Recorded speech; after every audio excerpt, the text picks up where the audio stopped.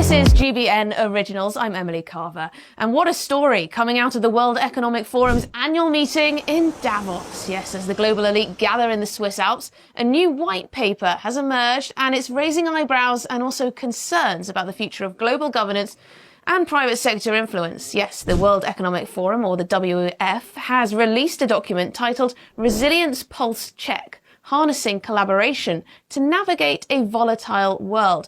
Now, that might sound like a mouthful of corporate jargon to you, but make no mistake, the implications of this paper are far-reaching and potentially alarming. At the heart of this white paper is a push for what the WEF calls collaboration between the public and the private sector. But as we dig a little deeper, it becomes clear that this collaboration has a very specific goal: to accelerate the implementation of the United Nations Sustainable Development Goals, or SDGs. Now, you might think, sustainable development sounds all right. Well, not so fast. Critics argue that this is more a Trojan horse for more sinister agendas, including the widespread adoption of digital ID and increased censorship under the guise of combating misinformation and disinformation. Well, the WEF's paper paints a picture of a world teetering on the brink of chaos. They claim that 84% of companies feel underprepared for future disruptions. It's a classic case of fear-mongering designed to make us more receptive to their proposed solutions. But what are those solutions? Well, according to the World Economic Forum, we need determined and coordinated action across both the public and private sectors. In other words, they want to see more power concentrated in the hands of unelected corporate leaders and international organizations. One of the most concerning aspects of this white paper is its promotion of the Global Investors for Sustainable Development Alliance. This UN-led group brings together major financial institutions and corporations to channel private investment towards the SDGs. It's a clear example of how the lines between public policy and private interests are becoming increasingly blurred. But don't just take my word for it. Let's hear from the man himself, Klaus Schwab, founder and executive chairman of the World Economic Forum, as he delivers the 2025 Global Risks Report.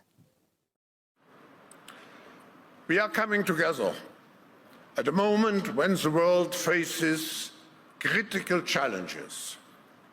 Our annual risk report 2025 identifies the foremost risks, such as armed conflicts, extreme weather events, misinformation and disinformation, increasing divisions within societies, within countries, cyber espionage, and many more. Simultaneously, we stand at the brink of what we call here the intelligent age, where artificial intelligence and other groundbreaking technologies and innovations will fundamentally transform economic systems, business models, and personal lives.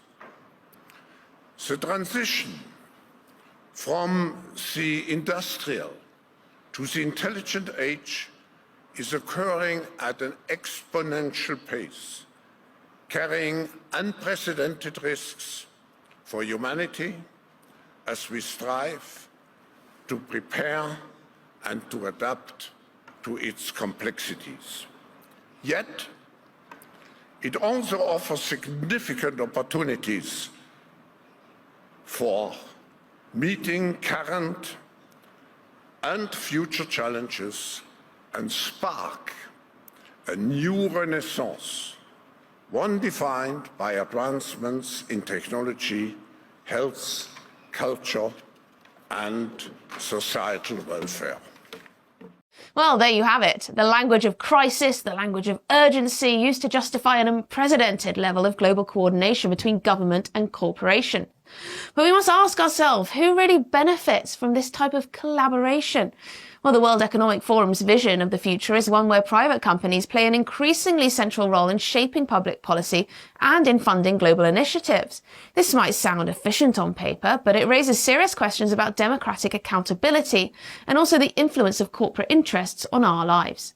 Moreover, the emphasis on combating misinformation and disinformation as threats to achieving these sustainable goals is particularly concerning. Who gets to decide what constitutes misinformation? And how might this be used to silence dissenting voices or alternative viewpoints? As we navigate this brave new world of public-private partnerships and global governments, it's crucial that we remain vigilant. We've got to question the motives behind these grand plans and consider the potential consequences of ceding more power to unelected bodies and also to corporate interests. Well, the World Economic Forum's white paper claims to offer a roadmap for resilience in what they call an uncertain world. But resilience for whom, exactly? And at what cost to our individual freedoms and national sovereignty? As always, I encourage you to dig deeper, question everything you see around you, and form your own opinions.